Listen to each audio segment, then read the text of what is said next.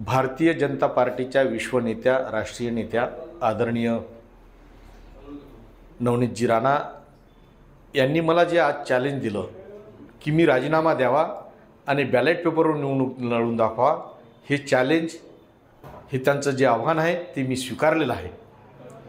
त्यांना नम्र विनंती एकच की त्यांनी जे मला आव्हान केलं त्याबाबत निवडणूक आयोगाकडून तसं मला लेखी पत्र द्यावं की येणारी लोकसभेची निवडणूक जी आहे, पोटनिवडणूक, ही बॅलेट पेपरवर घेण्यात येईल, हे फक्त त्यांनी लेखी आणून द्यावं।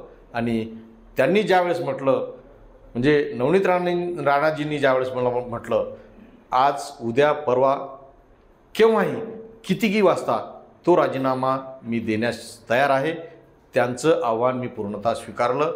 फक्त जे मी माझी अट सांगितली ती एकच अट की त्यांनी निवडणूक आयोगाकडून बॅलेट पेपरवर निवडणुका घेऊ असं फक्त मला लेखी द्यावं।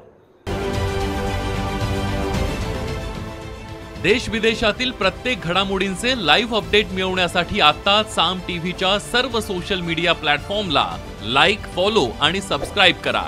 तसंच सर्व नोटिफिकेशनसाठी बेल आयकॉन प्रेस करायला विसरू नका।